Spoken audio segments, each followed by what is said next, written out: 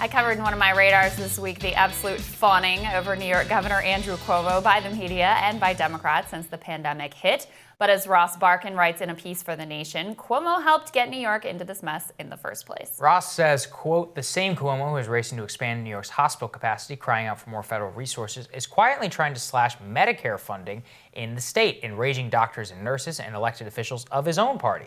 Ross is a columnist for The Guardian, contributor to The Nation. He joins us now via Skype. Ross, thank you so much for joining us. Thank you for having me. Very excited to be here.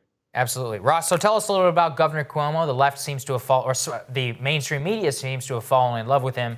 What are some things that we should know about the governor if they're going to go in that direction? Well, Andrew Cuomo has not been a terribly progressive governor. He's been in office now for almost a decade. What people should really know is that he spent most of his tenure trying to keep Republicans in the majority in the New York State Senate until 2019. Republicans actually were in the majority. So this actually frustrated a host of progressive measures. And only recently has New York turned to entirely Democratic control. And Andrew Cuomo was a big reason why conservative forces very close to the real estate industry, very close to the social conservatives who still try to have influence, these types of people still had a lot of power in part because of Andrew Cuomo. So people should know that just at the start. Yeah, I mean, that's been one of the things, the complete, fawning over, even by some progressives, so-called progressives anyway, of Andrew Cuomo. Look, he does the press conference thing well. He has this command and control personality. I get it. But they just completely ignore the past record over many years. And at the same time that this is unfolding, we have to also be real about the fact there's a reason why New York has been so hard hit, and states like Washington and California, where the virus appeared earlier on, have actually escaped having the mass numbers that New York has had. And it's partly because of Cuomo's governance that he left the state very vulnerable to be able to be unable to handle this moment right now. Cuomo's response to coronavirus, I like to say, is an example of style over substance. You're absolutely right in that New York, ironically, despite Cuomo's reputation for decisiveness, for being this tough executive, New York actually moved a lot slower than other states who had far less COVID-19 cases. Michigan and Ohio closed their schools first. California did the shelter-in-place order first. If you want to see some governors who have really led effectively, Gavin Newsom, Jay Inslee, Republican Mike DeWine of Ohio, Gretchen Whitmer of Michigan, governors who really have gotten a lot less fanfare. Andrew Cuomo, during this pandemic, has been trying to cut Medicaid funding to hospitals, and the budget actually just passed. Those cuts appear to some extent to have gone through. It's a bit more complicated. Some cuts may be deferred. But the bigger point is Cuomo very much operates from an austerity mindset. He does not want to raise taxes on the rich. And so you really have quite a moderate centrist Democratic governor who's winning plaudits from the left, when really I believe that's because the left hasn't been paying attention very closely to him. They have very short memories. Yeah, it's very interesting, Ross. Talk a little bit about not just, on the pandemic, because I completely agree with you, which is that, as you said, Cuomo and de Blasio were far behind the curve of people in San Francisco and in California and in Ohio who acted ahead of this thing. Why is it, though, that you think that Governor Cuomo has gotten so much of the style points? Is it just that the media, that's all that they can obsess on and focus on? Is it just that this is a complicated backstory on Medicaid funding? What is it exactly? I believe part of it is the low bar set by Bill de Blasio and Donald Trump. Obviously, the federal response to this has been horrific. We knew this was coming for months. The federal government did not prepare. Donald Trump is Donald Trump. He's shambolic. He's incendiary.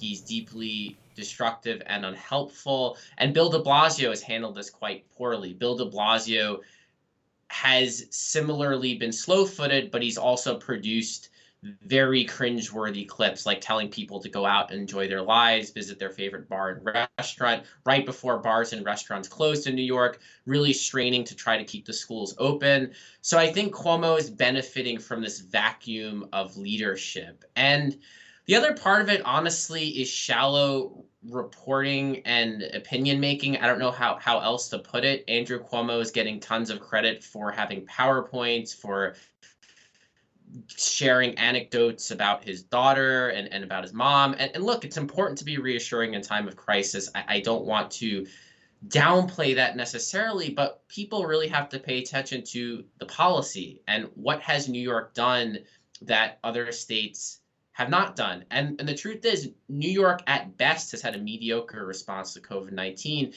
And if you really want to be critical and open up the hood, we've been days behind other states in responding. So to answer your question, some of it's just shallow opinion making and reporting. Some of it is Cuomo hasn't produced maybe that gaffe type clip that can really go viral and be ridiculed like Bill de Blasio. And the bigger part is the vacuum of leadership. Donald Trump is horrible. Bill de Blasio has failed. And perhaps Gavin Newsom is not as charismatic. That I don't know. I don't know why Gavin Newsom or Jay Inslee or Gretchen Whitmer can't catch a break here. But the media has fawned over Andrew Cuomo nonstop. I think it's also just because of where the media is based. Yeah. Like, they always think that New York is the center of the universe. Doesn't hurt that he's got a brother who has a primetime show on CNN, right? That doesn't hurt anything. But I do want to be fair. I saw an important deep dive into an analysis of whether his nipples are pierced or not. So they have been doing that sort of hard-hitting journalism, which I think is really important to all of us in this time of crisis. Last thing I wanted to get your thoughts on here, Ross.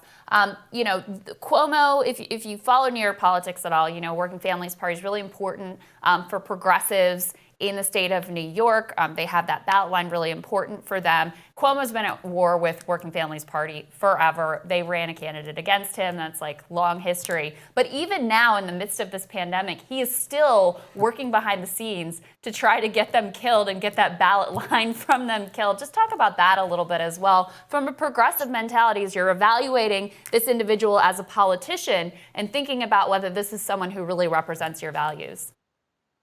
So it is remarkable that even in the midst of a pandemic, Andrew Cuomo has inserted language into the budget to raise the threshold of votes needed for third parties to stay on the ballot. And that's going to affect the Working Families Party. The Working Families Party obviously has been the progressive voice in New York. They're not perfect, but they have been advocating for issues like raising the minimum wage, taxing the wealthy. Andrew Cuomo, since he was elected governor in 2010, has been trying to destroy the Working Families Party. He's been fairly open about that. And if he doesn't succeed, he's going to make life much harder for them. That's just a fact. I mean, what's really is amazing to me is that Andrew Cuomo is presiding over a state that's seen in evisceration of tax revenue, like a lot of these states. You're talking about a budget getting blown up. Most normal governors, even governors who aren't terribly progressive, would think about raising taxes, right? You've got to raise revenue. We have many millionaires and billionaires in the state. You can tax them. Even Michael Bloomberg, plutocrat of plutocrats, raised property taxes after 9/11.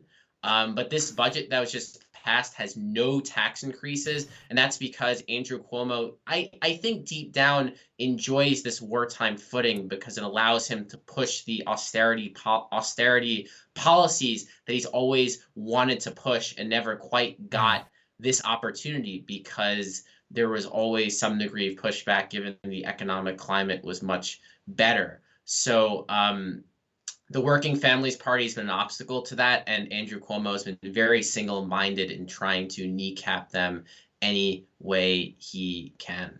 Yeah. Well, thank you so much for joining us, Ross. Really appreciate it. Thanks, Ross. Appreciate it. Thank you for having me.